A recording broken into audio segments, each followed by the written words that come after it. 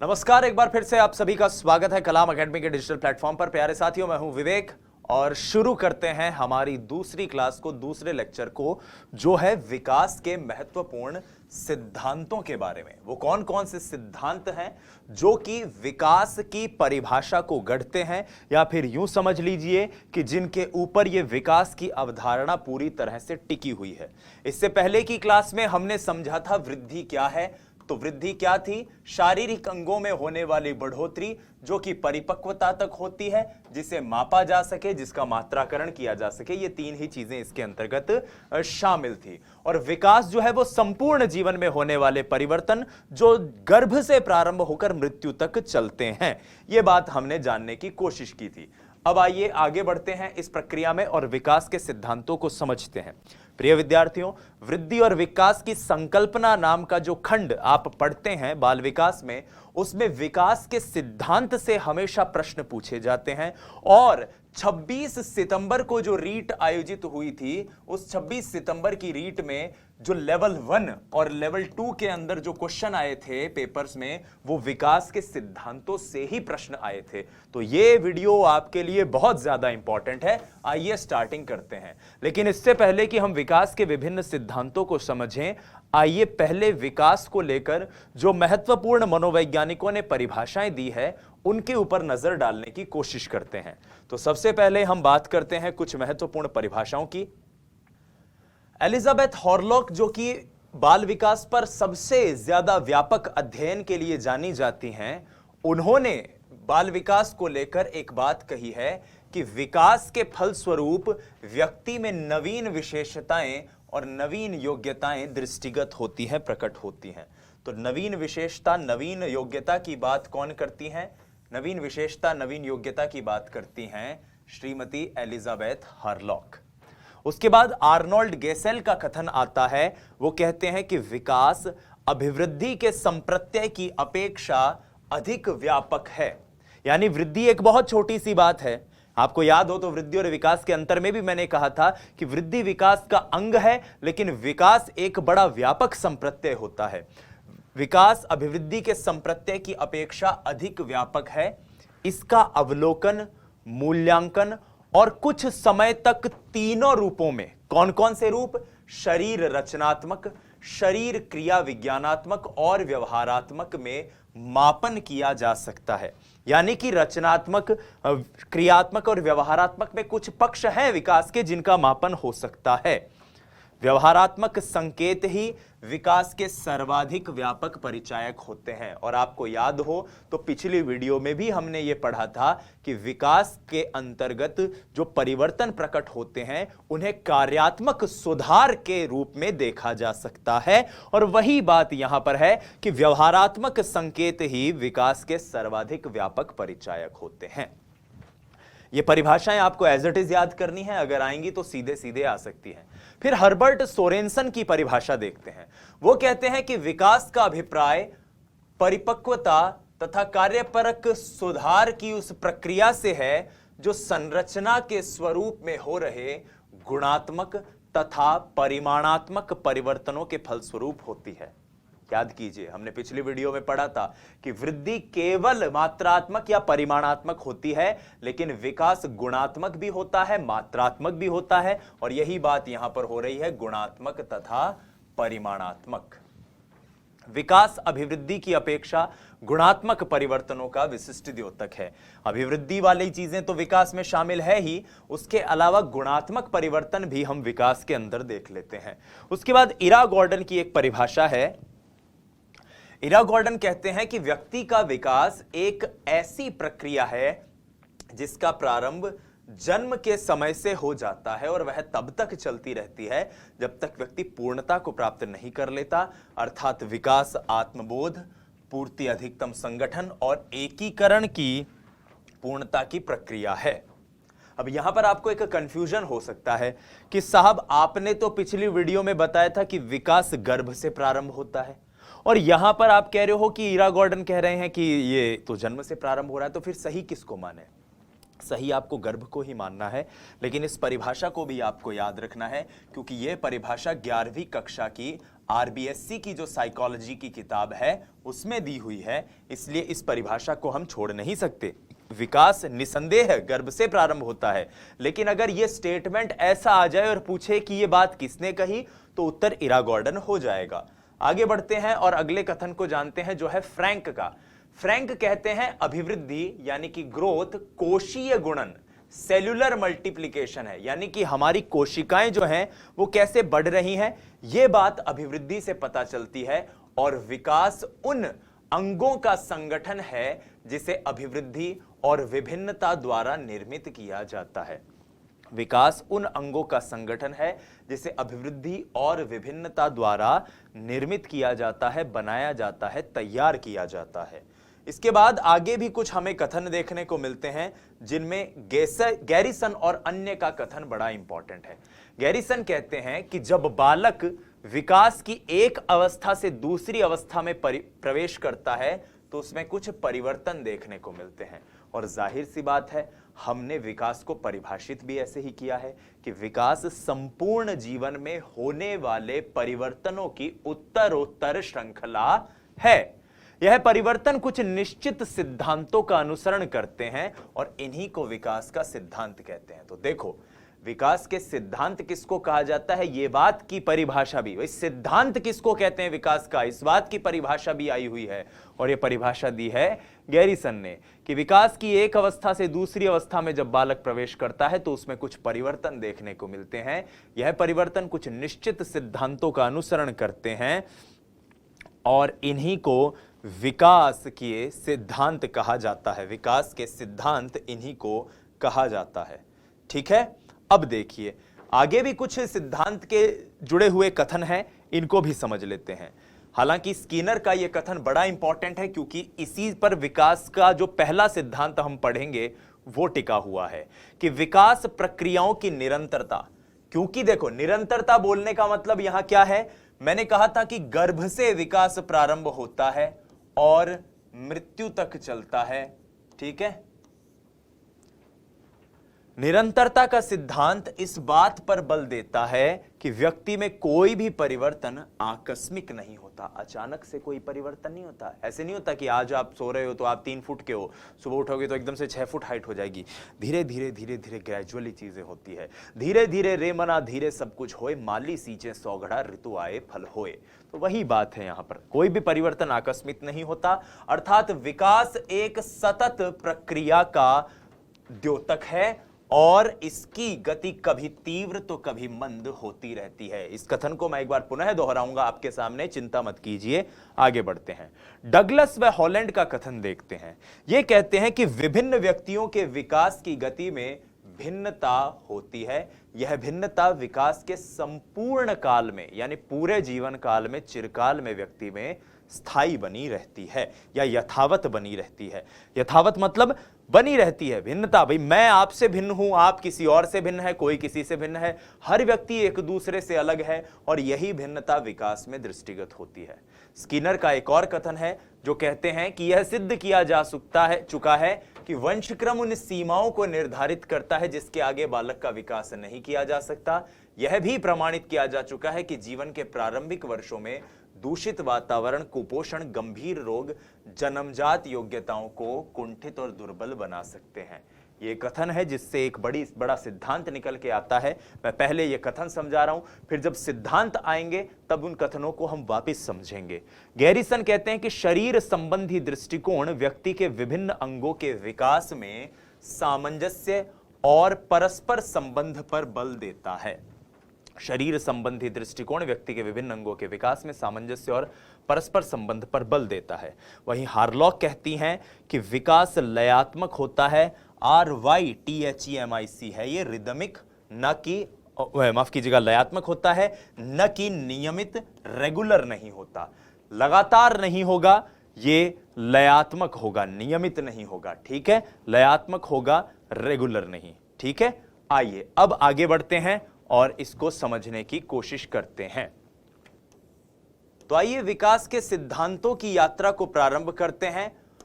और जैसा कि गैरिसन ने कहा कि व्यक्ति हर अवस्था से दूसरी अवस्था में जब जाता है तो उसमें कुछ व्यापक परिवर्तन दृष्टिगत होते हैं, हमें देखने को मिलते हैं।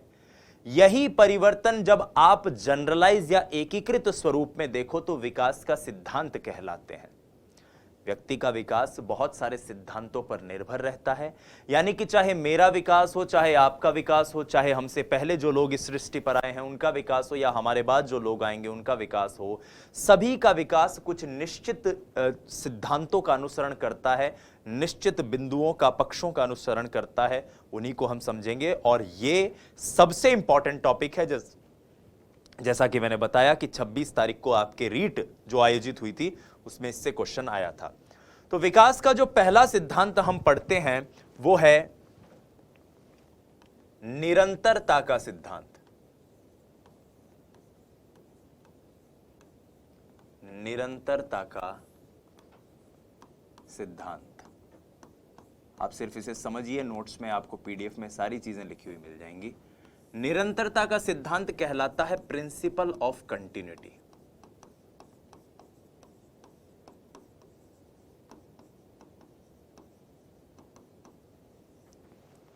Principle of continuity. इस निरंतरता के सिद्धांत से रीट लेवल 2 में क्वेश्चन आया हुआ है पिछले ही साल। ध्यान से सुनो। निरंतरता का सिद्धांत कहता है कि विकास जो है निरंतर चलता है और विकास एक सतत प्रक्रिया है। विकास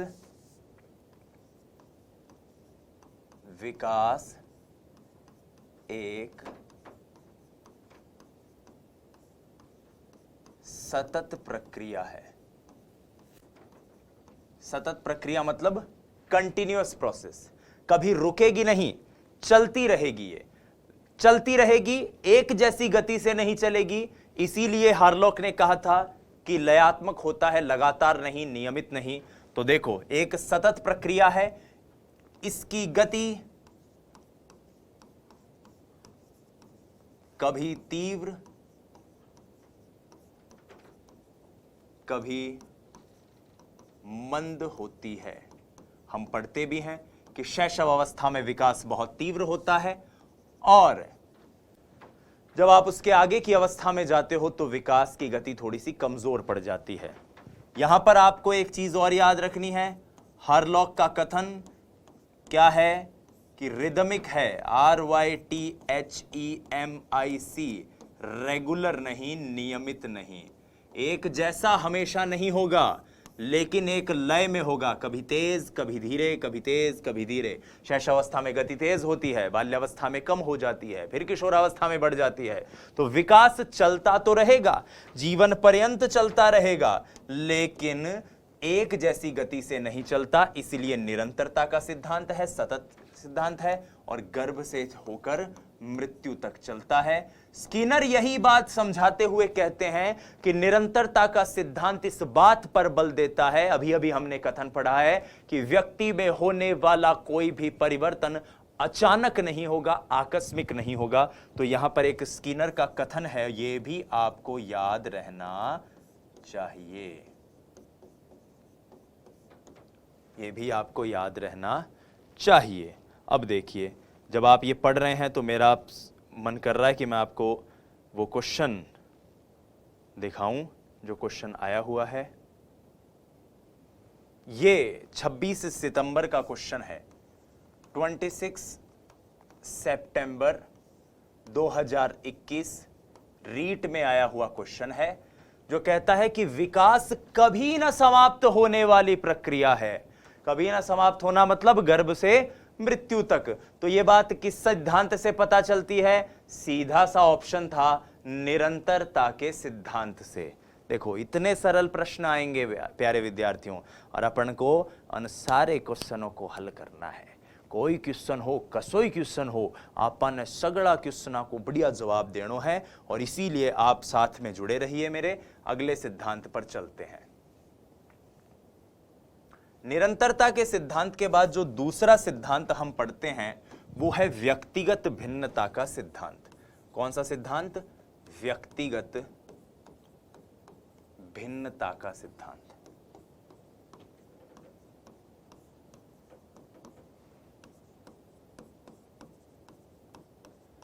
व्यक्तिगत भिन्नता के सिद्धांत से मतलब क्या है?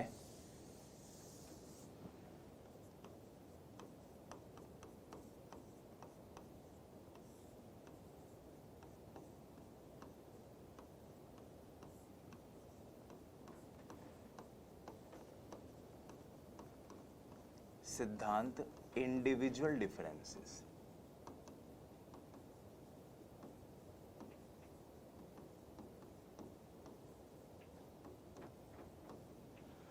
आपने अक्सर ऐसा देखा होगा कि आपकी हाइट जो है वो 5 फुट रह जाती है, लेकिन आपके बड़े भाई की हाइट है 6 फुट। आप जो हैं वो थोड़े से सांवले हैं, आपके बड़े भाई साहब हैं वो गोरे हैं। आप जो हैं, आपके घर वाले बताते हैं कि आप 13-14 माह के थे तब आप चलने लगे थे, और एक भाई है घर में जो कि जब चलता है या चलने की प्रक्रिया में आता है तो वो 10-12 माह का ही चलने लग जाता है। इसका मतलब जो हमारा विकास है उसमें कहीं ना कहीं एक वैयक्तिकता होती है, एक व्यक्तिगत भिन्नता होती है, एक इंडिविजुअल डिफरेंस होता है। हर व्यक्ति का विकास दूसरे व्यक्ति से अलग होता है। हर व्यक्ति का विकास दूसरे व्यक्ति से अलग होता है। तो लिखिए इस पॉइंट को कि विकास एक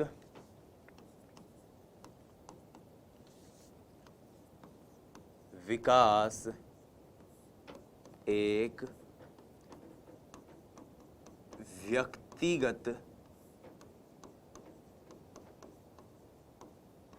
प्रक्रिया है। Development is an individual process. हर व्यक्ति का विकास दूसरे से अलग है। तीसरे सिद्धांत पर आते हैं। ये करीब 15-16 पॉइंट हैं जो अपने को याद रखने हैं, बस अपना काम बन जाएगा उससे। ठीक है, देखो व्यक्तिगत प्रक्रिया तो है, ये तो बात मान ली कि मेरा विकास आपसे अलग है, आपका विकास आपके परिवार के किसी अन्य व्यक्ति से अलग होगा। यहां तक कि एक समान माता पिता के जो संतान होती हैं उनके विकास में भी भिन्नता देखने को मिलती है। मगर इसके बावजूद जो पैटर्न फॉलो होता है विद्यार्थियों, वो तो हमेशा एक सा ही होता है। मतलब चाहे बच्चा भारत में जन्मे, चाहे पाकिस्तान में जन्मे, चाहे अंग्रेज का बच्चा हो, चाहे एशियन का बच्चा हो, मान लिया भिन्नता होगी, लेकिन उसके बावजूद भी वो चलने का प्रक्रिया तो उसकी वैसी होगी ना। वो सबसे पहले घुटनों के बल चलेगा, फिर किसी को चीज को पकड़ के खड़ा होगा, फिर चलने लगेगा, फिर दौड़ने लगेगा, फिर भागने लगेगा। बोलने की प्रक्रिया होगी तो पहले ऐसे करके बलबलाने की कोशिश करेगा, फिर बाइलिबल्स बोलने की कोशिश करेगा। सभी बच्चे एक जैसे अक्षरों वाले जिनमें युग्म होते हैं, जैसे पापा, बाबा, मम्मम, इस तरह के शब्दों का प्रोनाउंस करेंगे। तो इसका मतलब व्यक्तिगत भिन्नता होने के बावजूद एक ऐसा पैटर्न, एक ऐसा प्रतिमान होता है जो हर व्यक्ति के विकास में हमेशा एक जैसा रहता है। तो इस तीसरे पॉइंट को लिखिए कि विकास का सिद्धांत, विकास, इसका नाम है इस सिद्धांत का समान प्रतिमान का सिद्धांत। समान प्रतिमान का सिद्धांत, इसको हम कहते हैं यूनिफॉर्म पैटर्न। एक जैसा प्रतिमान होता है, सभी का विकास, सभी का विकास एक निश्चित प्रतिमान का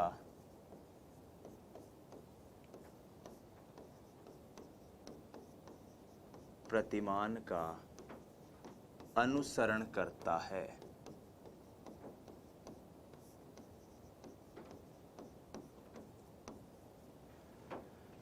यहां पर हरलॉक मैडम एक बात कहती हैं कि एक जाति का विकास बिल्कुल एक तरीके से होगा।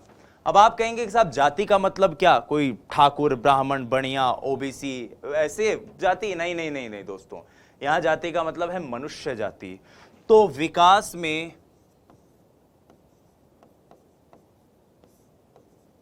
व्यक्तिगत भिन्नता, व्यक्तिगत भिन्नता, किंतु जातिगत समानता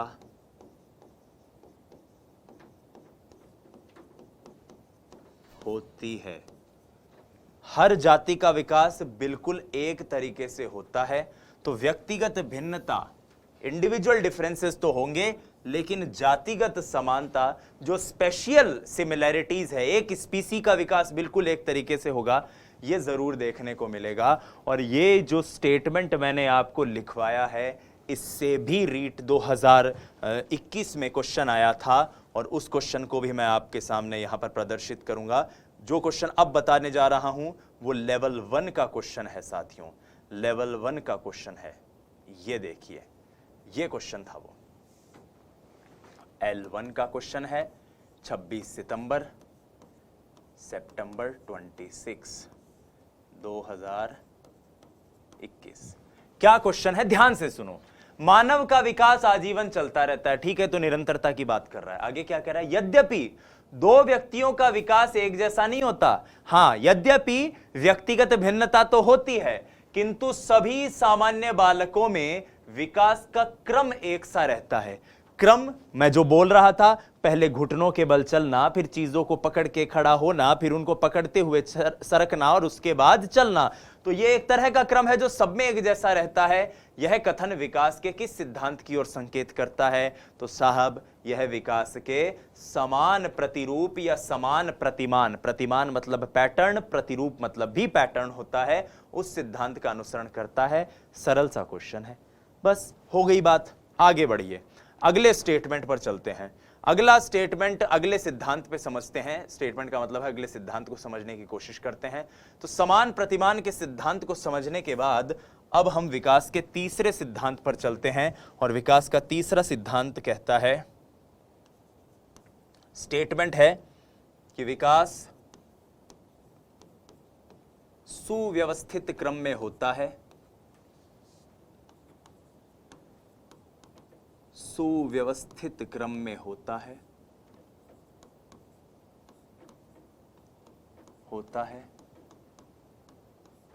अर्थात व्यवस्थित श्रृंखला का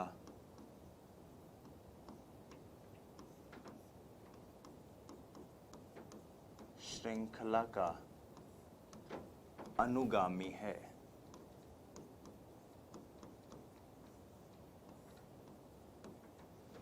व्यवस्थित श्रृंखला का अनुगामी है, और इसका मतलब क्या है, ऑर्डरली एंड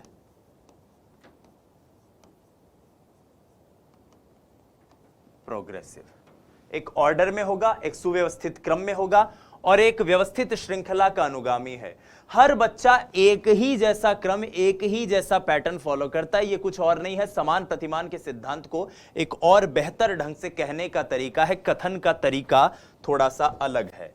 चौथे नंबर के स्टेटमेंट पर चलते हैं। मेरे ख्याल से ये चौथा था, अपन ने गलत लिख दिया है ना, चलो मैं इसको वापस कैंसिल कर देता हूं। ये 4 नंबर स्टेटमेंट है। 5 नंबर स्टेटमेंट पर बढ़ते हैं। 5 नंबर स्टेटमेंट कहता है कि विकास वंशक्रम और वातावरण की अंतःक्रिया का परिणाम है। अंतःक्रिया का परिणाम है। अंतःक्रिया मतलब इंटरैक्शन, किसके और किसके बीच में, हेरेडिटी एंड एनवायरनमेंट।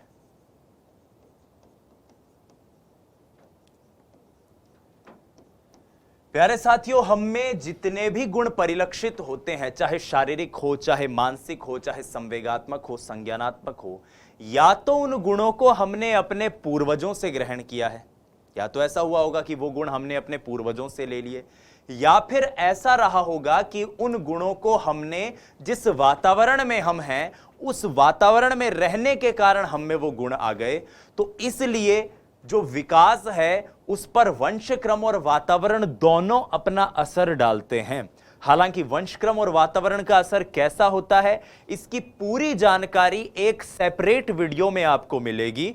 तो आप वंशक्रम वातावरण का गुणनफल है, ये दोनों एक दूसरे के पूरक हैं, अलग नहीं किए जा सकते, ये सारी चीजें आप उस सेपरेट वीडियो में देखिएगा। ठीक है, इस वीडियो में अपन इसकी बात नहीं करेंगे, इसमें सिर्फ इतनी सी बात को याद रखना है, वंशक्रम वातावरण की अंतःक्रिया का परिणाम है। वंशक्रम संभावनाओं को बताएगा और उन संभावनाओं के अंतर्गत जो कौशल आपको अर्जित करना है उसकी बात कौन करेगा? वातावरण। आइए 6th पॉइंट पर चलते हैं साथियों। छठा पॉइंट, अगला पॉइंट यह कहता है कि विकास के विभिन्न पक्ष, विकास के विभिन्न पक्ष एक दूसरे से अंतर संबंधित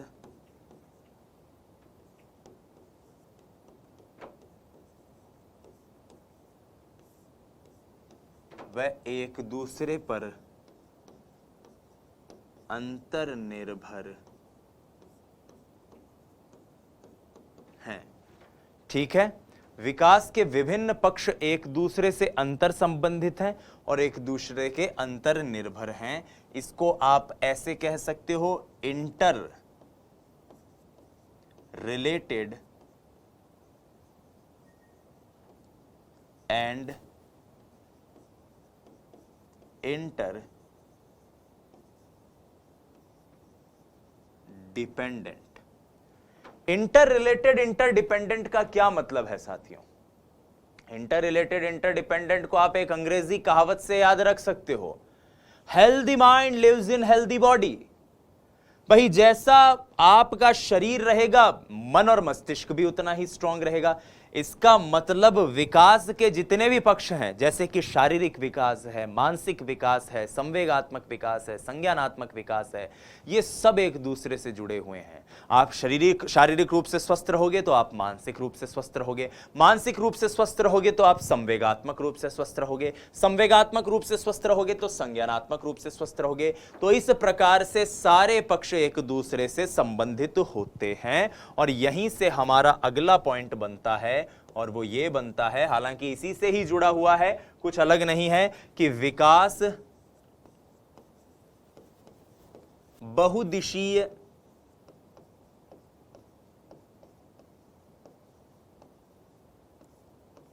व बहुआयामी होता है। बहुआयामी होता है। बहुदिशीय वह बहुआयामी होता है।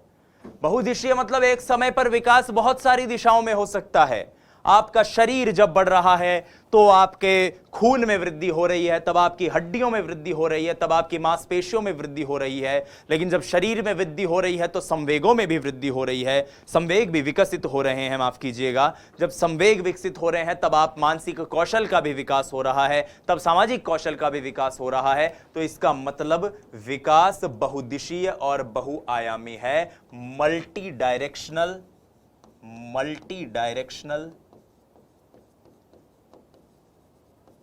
And multi dimensional.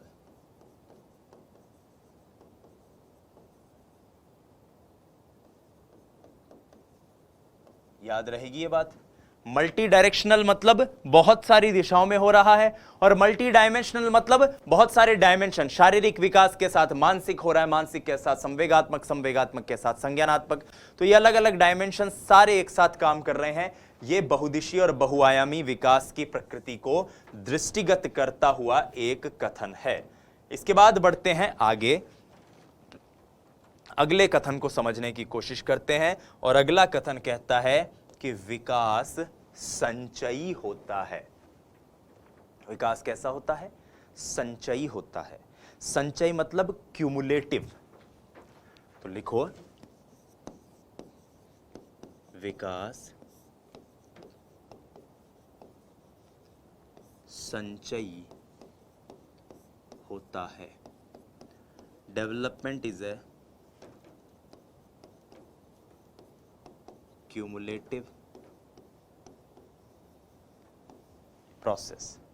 संचयी को आप कैसे समझते हो? संचय का मतलब होता है जुड़ना। धीरे धीरे चीजें जुड़ती हैं और एक बेहतर चीज बनती है।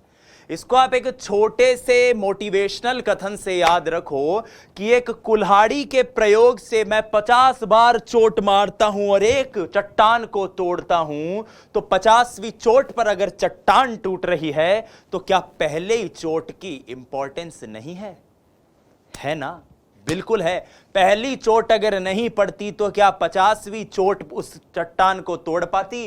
विकास की संचयी प्रकृति यही कहती है कि बालक अपने जीवन के शुरुआत में जितने भी कार्य करता है, छोटा बच्चा यूं यूं ऐसे ऐसे पैर मारता रहता है, आपने देखा होगा, हाथ पांव ऐसे हिलाता है, ये प्रक्रिया अपने आप में एक आगे बढ़कर धीरे धीरे धीरे उसका योगदान, उसको मदद करती है, जुड़ती है, उसका फायदा पहुंचाती है। किस चीज में? कि कब वो व्यक्ति आगे चलकर, आगे जाकर क्या करेगा? चलेगा। तो ये सब छोटे छोटे गतिविधियां वो जो बच्चा कर रहा है, जिस दिन उसने जन्म लिया उस दिन से, या जिस दिन वो गर्भ में आया उस समय से जो भी छोटी छोटी गतिविधियां उसके द्वारा हो रही है, ये सब संचित रूप से होकर उसके विकास में सहायक होती है। ठीक है, ये पॉइंट क्लियर। अगले पॉइंट पर चलते हैं। अगला पॉइंट कहता है कि विकास, बड़ा इंपॉर्टेंट कथन है, विकास सामान्य से विशिष्ट होता है। सामान्य से विशिष्ट होता है।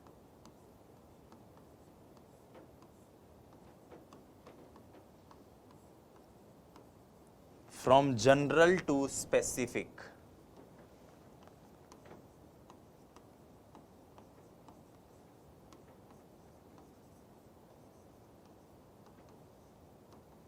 General to specific. शुरुआत में बालक के द्वारा की जाने वाली सभी गतिविधियां सामान्य होती हैं। उसको भूख लगेगी तो भी वाई वाई रो रहा है, उसको प्यास लगेगी तब भी वाई वाई रो रहा है, उसको पेट में दर्द हो रहा है तब भी वो रो रहा है। यानी हर कार्य को वो सामान्य रूप से एक ही गतिविधि के द्वारा करता है, लेकिन धीरे धीरे रोने की प्रक्रिया में भी सुधार हो रहा है। अब वो रोना अलग सीख जाता है, सुबकना अलग सीख जाता है, आंसू आ रहे हैं लेकिन रो नहीं रहा है, ऐसी चीज अलग सीख जाता है। तो ये क्या है? ये बताता है कि विकास शुरुआत में विकास के प्रक्रिया में व्यक्ति की सभी अनुक्रियाएं सामान्य होंगी, एक जैसी होंगी, लेकिन धीरे धीरे उसमें विशिष्टता आने लग जाती है। इस सामान्य से विशिष्ट के सिद्धांत को मैं एक और उदाहरण से समझाऊंगा। वो उदाहरण जो आप अक्सर पढ़ते हैं, या नहीं पढ़ा है तो अभी पढ़ लेंगे, उस उदाहरण से भी इसको समझने की कोशिश करेंगे। हाल फिलहाल उससे जुड़े हुए मैं एक कथन को और समझा दूं, उसके बाद हम इसके ऊपर चलेंगे। तो लिखो,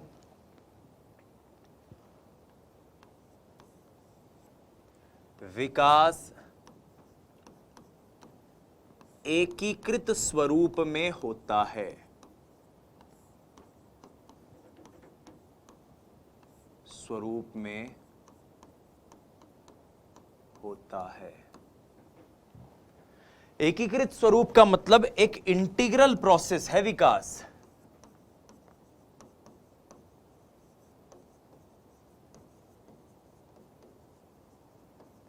शुरुआत में बच्चा किसी कार्य को करने के लिए अपने पूरे अंग का इस्तेमाल करता है।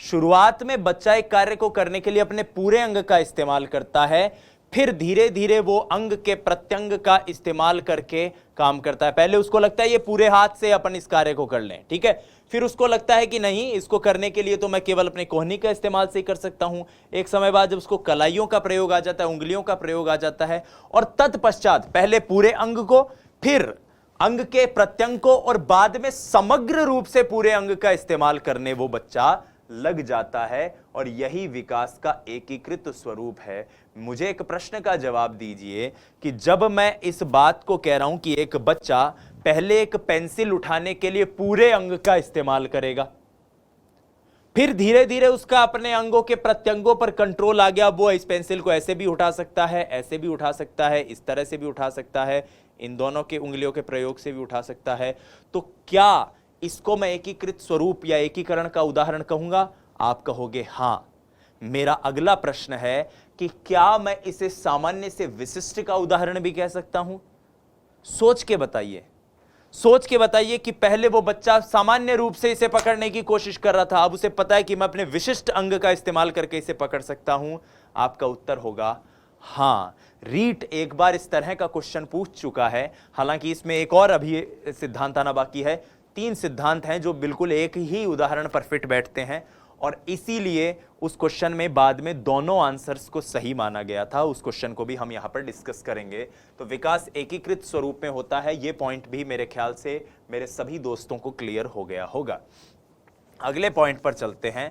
अगला पॉइंट कहता है कि विकास पूर्वानुमेय होता है, यानी विकास की जो भी संभावनाएं हैं उनकी भविष्यवाणी की जा सकती है। विकास की भविष्यवाणी की जा सकती है। भविष्यवाणी की जा सकती है। कुछ पुस्तकों में इसे आप पूर्वानुमेय पढ़ोगे,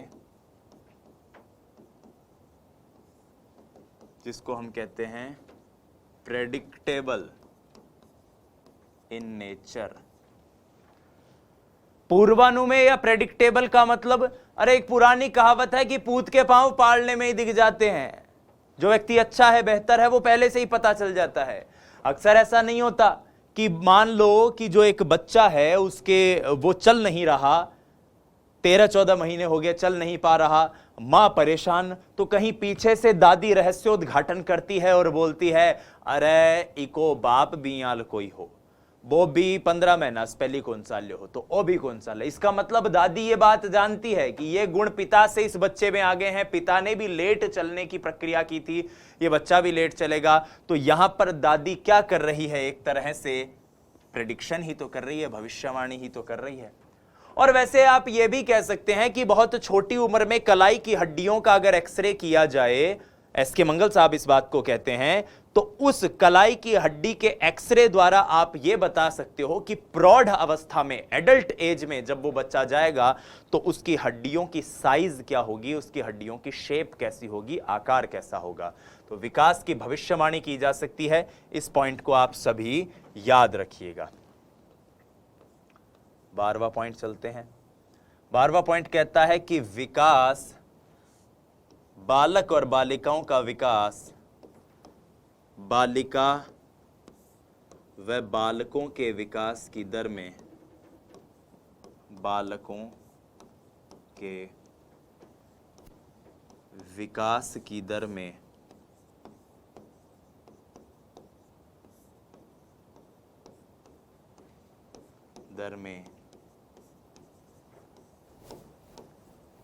भिन्नता होती है। जाहिर सी बात है भाई, बालक और बालिकाएं जिनकी शारीरिक संरचना अलग है, संवेगात्मक रूप से दोनों अलग अलग बिहेव करती हैं, नैतिक रूप से, संज्ञानात्मक रूप से दोनों अलग अलग बिहेव करती हैं, तो जाहिर सी बात है उनके विकास की दर में, रेट ऑफ डेवलपमेंट जो होगा वो भी अलग अलग ही होगा। अब यहां पर मैं एक प्रश्न आप लोगों से करूं, एक प्रश्न कर रहा हूं, ध्यान से सुनना, और मैं चाहूंगा कि आप इसका सही जवाब दो और कमेंट में जरूर बताना। नए साथियों, हमें बहुत आगे तक जाना है। आपके सारे कमेंट्स मैं पर्सनली विजिट करूंगा और मैं कोशिश करूंगा जहां तक संभव हो मैं उनका जवाब दे पाऊं। ये बालक और बालिकाओं के विकास की दर में भिन्नता होती है, इस बात को हम अब तक जो 11 पॉइंट पढ़ चुके हैं उनमें से किसके जरिए ज्यादा बेहतर समझ सकते हैं? अब तक जो 11 आपने पॉइंट पढ़े हैं, चाहो तो वीडियो को पीछे लेके चेक कर लो पॉज करके, कि ज्यादा तो 11 पॉइंट पढ़े उनमें से कौन सा पॉइंट ऐसा है जो थोड़ा नजदीक है इस बात को बताने के कि बालक व बालिकाओं के विकास की दर में भिन्नता होती है? नहीं समझ में आया? अरे जब भिन्नता की बात ही कर रहे हैं साथियों, तो हमने एक वर्ड पढ़ा है ना, व्यक्तिगत भिन्नता का सिद्धांत। हर व्यक्ति का विकास दूसरे से अलग है, तो बालक और बालिकाओं का भी विकास एक दूसरे से अलग होगा। बस इतनी सी बात है, क्यों ज्यादा सोचना अपने को। ठीक है, अगले स्टेटमेंट पर आओ। अगला स्टेटमेंट है 13, वो कहता है कि विकास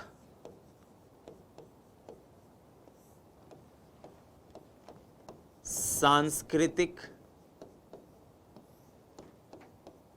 ऐतिहासिक, भौगोलिक परिदृश्यों से भौगोलिक परिदृश्यों से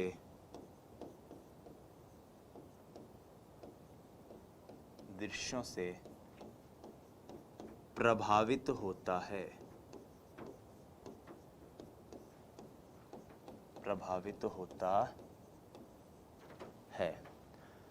सबसे पहले बात करते हैं भौगोलिक, ज्योग्राफी के वजह से विकास जो है वो जरूर प्रभावित होगा। आपने देखा भी होगा जो चाइना वाले हैं, छोटे छोटे से गुट्टे गुट्टे से होते हैं, आंख ऐसे मीची हुई सी होती है उनकी। जो भारत के लोग हैं वो अलग होते हैं, अमेरिका वगैरह के लोग अलग ही एकदम गोरे चिट्टे से होते हैं। हमारे यहाँ पर अगर वो आ जाएं तो अपनी ये धूप ही नहीं बर्दाश्त कर पाएंगे वो लोग, इतनी गर्मी है जो अपने राजस्थान में होती है। इसका मतलब भौगोलिक परिदृश्य जो है वो व्यक्ति के विकास को प्रभावित करते हैं। क्या संस्कृति व्यक्ति के विकास को प्रभावित करती है? बिल्कुल प्रभावित करती है। अगर संस्कृति का प्रभाव नहीं होता तो हम वाइगोत्स्की को क्यों पढ़ते? वाइगोत्स्की क्या कहता है कि समाज, संस्कृति और भाषा विकास में सहायक होती है, तो संस्कृति विकास को प्रभावित करती है। और तीसरा पक्ष है ऐतिहासिक। ऐतिहासिक मतलब हिस्टोरिकल। पुराना जो दौर था, आज से 100-150 साल पहले जब भारत आजादी के लिए लड़ाई लड़ रहा था, तब के जो युवा लोग थे, आपकी उम्र के लोग थे, क्या उनकी आवश्यकताएं, उनकी जरूरतें, उनका विकास बिल्कुल वैसा ही रहा होगा जैसा आपका है? नहीं। आप इसको वंशक्रम वातावरण से भी समझ सकते हो कि उस दौर में शुद्ध खाना, सब शुद्ध भोजन मिलता था, तो जाहिर सी बात है शरीर ज्यादा ताकतवर था, ज्यादा विकास अच्छा विकास होता था। और अब जो है वो खाने में मिलावट और इतना ज्यादा प्लास्टिक और इतना ज्यादा उसके अंदर केमिकल्स हम खा रहे हैं भोजन के नाम पे, कि अब आप कह ही नहीं सकते कि शुद्ध चीज मिल रही है। तो जाहिर सी बात है उसका असर भी हमारे शारीरिक विकास पर, मानसिक विकास पर, संवेगात्मक, संज्ञानात्मक विकास पर पड़ रहा है। एक सरल से उदाहरण से इसको समझ सकते हैं। तो सांस्कृतिक, ऐतिहासिक, भौगोलिक तीनों परिदृश्यों से विकास प्रभावित होता है। एक चीज याद रखिएगा, 14th क्वेश्चन, 14th पॉइंट बड़ा इंपॉर्टेंट है कि विकास के अवस्था के अपने खतरे होते हैं। विकास की प्रत्येक अवस्था के, और ये क्वेश्चन आया भी हुआ है रीट में, विकास की प्रत्येक अवस्था के, विकास की प्रत्येक अवस्था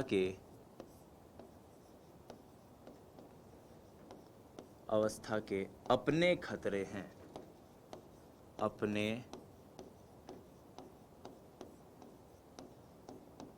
खतरे हैं। डेवलपमेंट हैज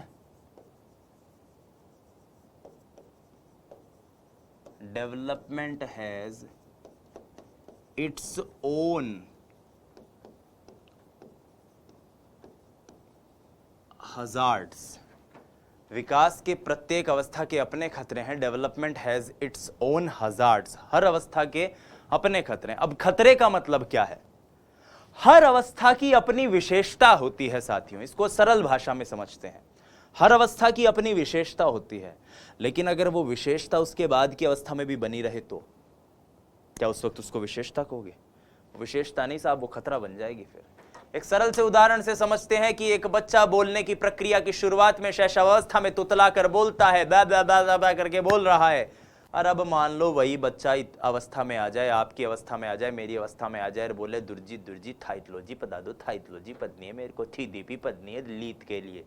तो आप उस बच्चे को क्या कहोगे कि यार ये तो बड़ी टेंशन वाली बात है, तू इतना बड़ा हो गया और अभी भी तुतला रहा है। ये तुतलाहट उस अवस्था की एक विशेषता थी जब वो बोलना शुरू कर रहा था, बलबला रहा था, ताकि वाचिक विकास हो उसका, जो भाषाई विकास हो, माफ कीजिएगा, उसका। लेकिन उस अवस्था से जैसे ही अगली अवस्था में या अगले दौर में वो आया, वो विशेषता अगले सभी दौरों के लिए क्या बन गई? एक खतरा बन गई। और इस तरह से आप समझ सकते हैं कि प्रत्येक अवस्था के अपने खतरे होते हैं। ठीक है, अगले स्टेटमेंट पर चलते हैं। अगला स्टेटमेंट क्या कहता है? कितने कुछ स्टेटमेंट हो गए साथियों? 14। स्टेटमेंट नंबर 15, विकास लंबवत न होकर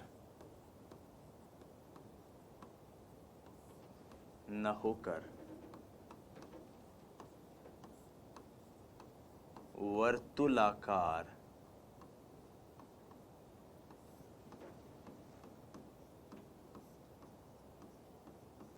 होता है। It is spiral in nature. कैसा है विकास? स्पाइरल होता है। स्पाइरल का मतलब है, देखो,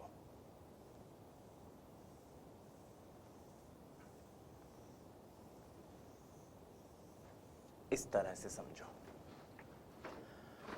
मैंने ये तो आपको बता दिया था कि विकास हर अवस्था में एक जैसा नहीं होगा। कभी इसकी गति मंद पड़ती है, कभी इसकी गति तीव्र होती है। अब ये मंद और तीव्र क्यों होती है साथियों? ये तीव्र मंद इसलिए होती है क्योंकि एक अवस्था में जब विकास हो जाता है तो सीधा आगे जंप नहीं मारता। कुछ समय तक विकास धीरे होता है। फिर वो धीरे इसलिए होता है क्योंकि इससे पहले की अवस्था में जो तीव्र विकास हुआ है, इसको परिपाक किया जाए, इसको सुदृढ़ किया जाए, इसको कंसोलिडेट किया जाए। तो जैसे ही वो परिपाक होता है, सुदृढ़ होता है, कंसोलिडेट होता है, उसकी अगली अवस्था में फिर विकास तेजी से होता है। जैसे शैशव अवस्था में विकास 2 साल तक तीव्र गति से होगा, फिर अगली बाल्यावस्था जब आएगी तो विकास धीरे होने लग जाएगा, ताकि जो शैशव अवस्था में तीव्र गति से विकास हुआ है इसको थोड़ा सा सुदृढ़ता मिले, परिपाक हो, ये कंसोलिडेट हो, और फिर अगली जो अवस्था आएगी किशोर अवस्था, उसमें विकास पुनः तीव्र गति से होने लग जाएगा। ठीक है, तो इस प्रकार से यात्राएं आगे चलती हैं। क्लियर है आपको चीजें? ठीक है, विकास लंबवत न होकर वर्तुलाकार होता है। मेरे ख्याल से आपको ये पॉइंट सबको अच्छे से क्लियर हो गया होगा। अंतिम पॉइंट पर चलते हैं। माफ कीजिएगा, अंतिम नहीं, अभी तो कई हैं, 2-3 पॉइंट और हैं। विकास में परिपक्वता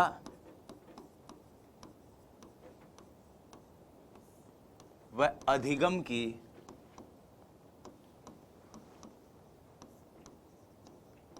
भूमिका होती है। अधिगम की भूमिका होती है। मैच्योरेशन और लर्निंग, मैच्योरेशन और लर्निंग।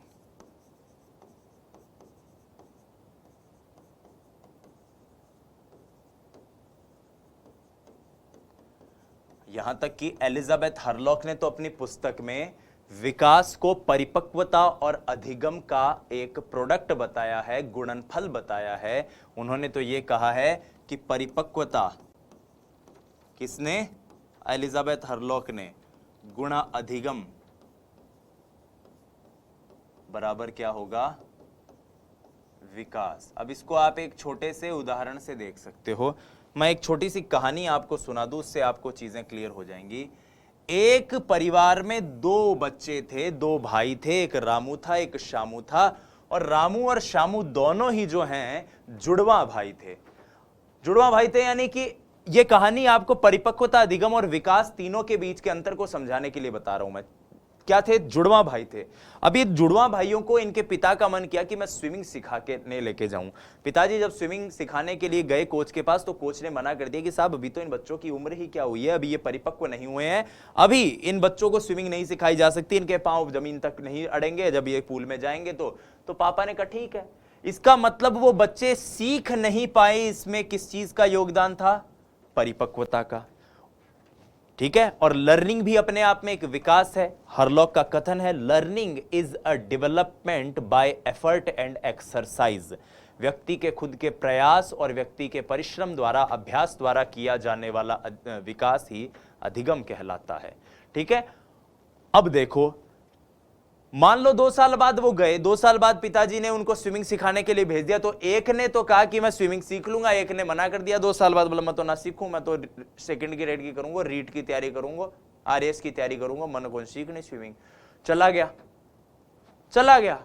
अब मुझे ये बताओ कि जब बच्चे 20 साल के हो जाएंगे, एक भाई जुड़वा भाई है, एक स्विमिंग सीख रहा है, एक नहीं सीख रहा है, तो दोनों का शारीरिक विकास क्या बिल्कुल एक जैसा होगा? नहीं। उसका शारीरिक विकास अच्छा होगा दूसरे के मुकाबले जो स्विमिंग सीख रहा है। क्यों? क्योंकि उसके विकास में उसकी स्विमिंग ने, उसके अधिगम ने रोल प्ले किया है। और इस कथन के द्वारा आप इस कॉन्सेप्ट को समझ सकते हो। ठीक है, एक कथन और देख लीजिए, 17वां कथन, जो कहता है कि आरंभिक बुनियाद विकास की प्रक्रिया में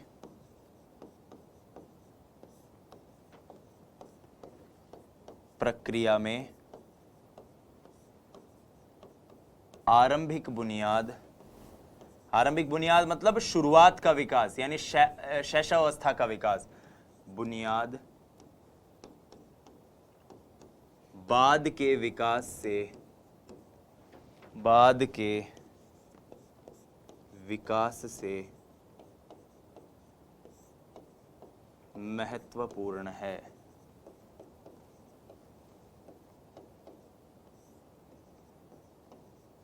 महत्वपूर्ण है।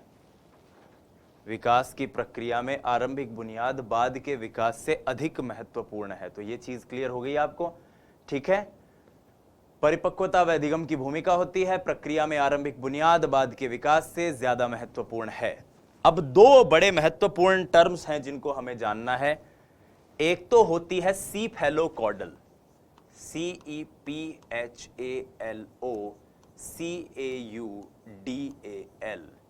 सीफेलोकॉडल का मतलब होता है सिर से पैर की तरफ, सिर से पैर।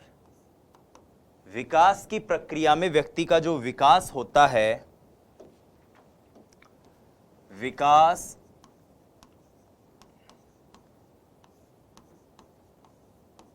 सिर से पैर की ओर बढ़ता है।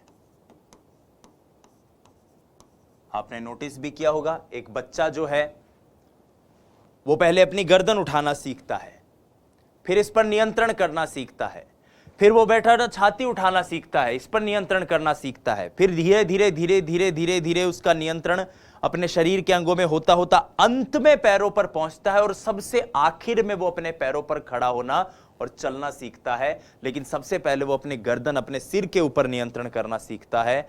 तो इसलिए सीफेलोकॉडल का मतलब है सै से सीफेलोकॉडल, सै से सिर, सिर से पैर की तरफ। दूसरा कथन है प्रॉक्सिमोडिस्टल। दूसरा कथन क्या है? प्रॉक्सिमोडिस्टल।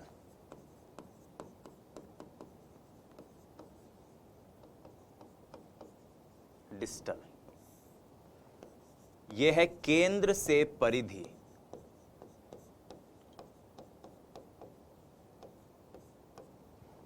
केंद्र से परिधि का क्या मतलब है कि जो केंद्र के अंग हैं, central nervous system, central spinal system के जो अंग है, जैसे रीढ़ की हड्डी, इसका विकास सबसे पहले होगा। एक बच्चा लेटा रहता है, लेटते ही सबसे पहले नहीं बैठता, सबसे पहले वो अपने पसवाड़ा लेना, करवट लेना, पलटना उलटना अपने आप को सीखता है।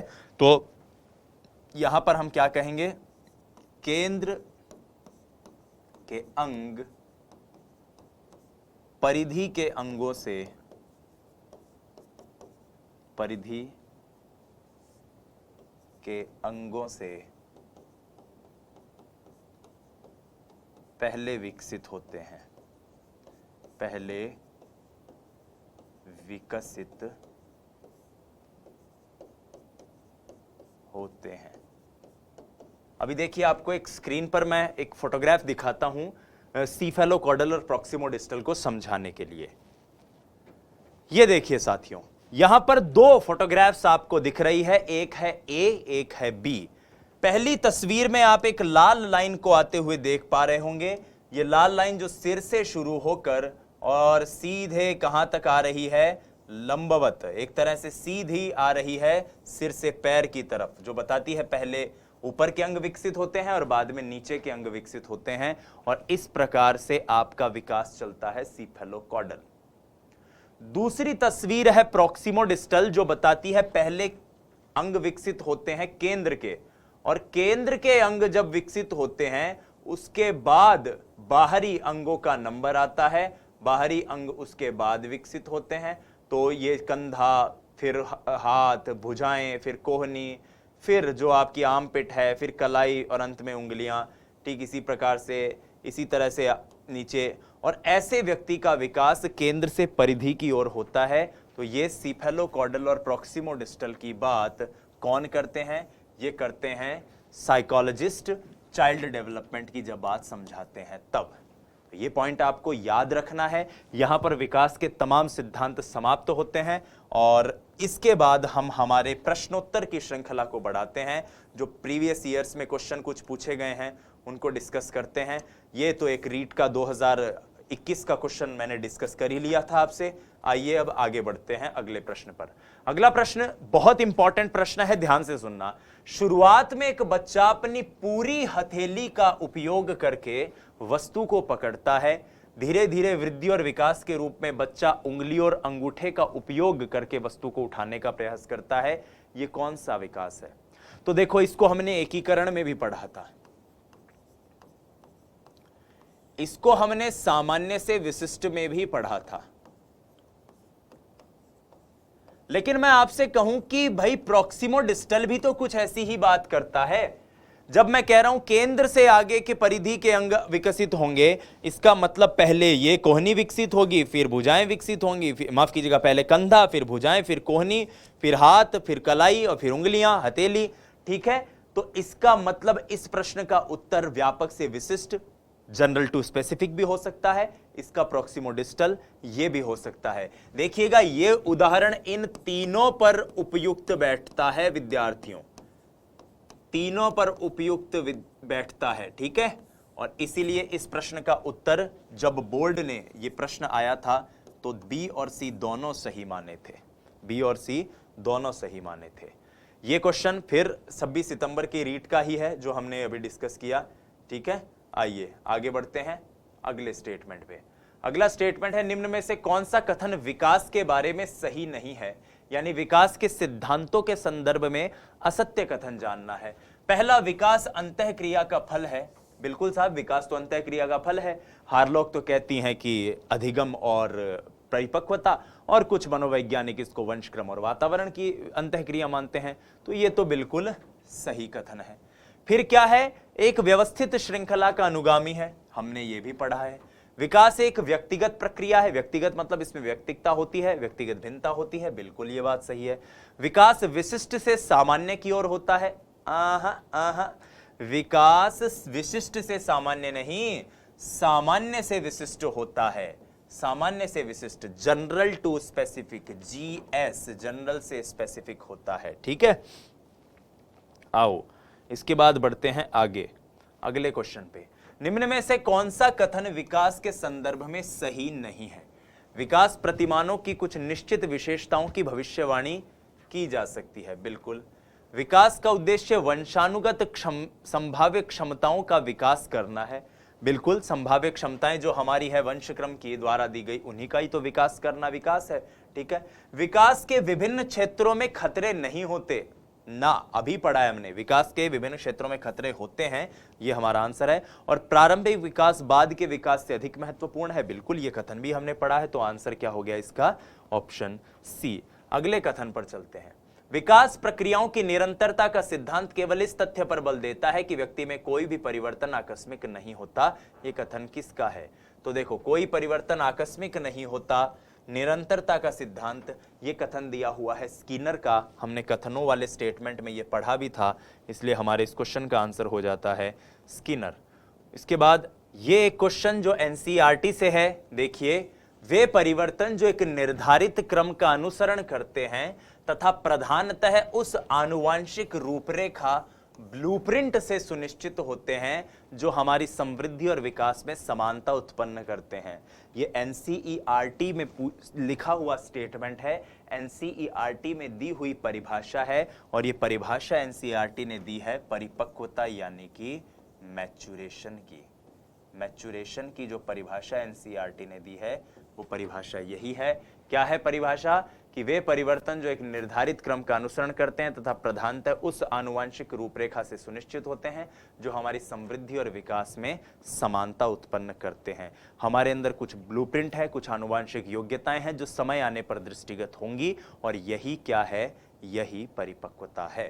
तो डियर स्टूडेंट्स, आज के इस वीडियो में हमने जिन चीजों को डिस्कस किया, एक बार कथन आप सारे याद रख ही लेंगे, एक बार हम तुरंत बहुत शॉर्ट स्पीड में विकास के सिद्धांत डिस्कस कर लेते हैं। सबसे पहले निरंतरता का सिद्धांत, जो कहता है सतत होगा विकास, गर्भ से लेकर मृत्यु तक।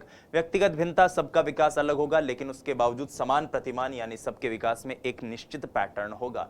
सुव्यवस्थित क्रम का अनुगामी है, व्यवस्थित श्रृंखला का अनुगामी है। वंशक्रम वातावरण की अंतःक्रिया का परिणाम है। विभिन्न पक्ष एक दूसरे से अंतर संबंधित, अंतर निर्भर है, इसलिए बहुदिशीय बहुआयामी है। संचय भी होता है, सामान्य से विशिष्ट होता है, एकीकृत स्वरूप में होता है। भविष्यवाणी की जा सकती है। बालक बालिकाओं का विकास अलग होगा, सांस्कृतिक, ऐतिहासिक, भौगोलिक परिदृश्यों से प्रभावित होगा। प्रत्येक अवस्था के अपने खतरे हैं। लंबवत न होकर वर्तुलाकार होता है। परिपक्वता और अधिगम की इसमें भूमिका होती है और आरंभिक बुनियाद बाद के बुनियाद से महत्वपूर्ण है। सीफेलोकॉडल और प्रॉक्सिमोडिस्टल को हमने देखा था। सीफेलोकॉडल सिर से पांव तक, प्रॉक्सिमोडिस्टल केंद्र से लेकर बाहरी अंगों तक। बहुत बहुत धन्यवाद। जय हिंद, वंदे मातरम। स्वस्थ रहिए, मस्त रहिए, अपनी तैयारी में व्यस्त रहिए। नमस्कार।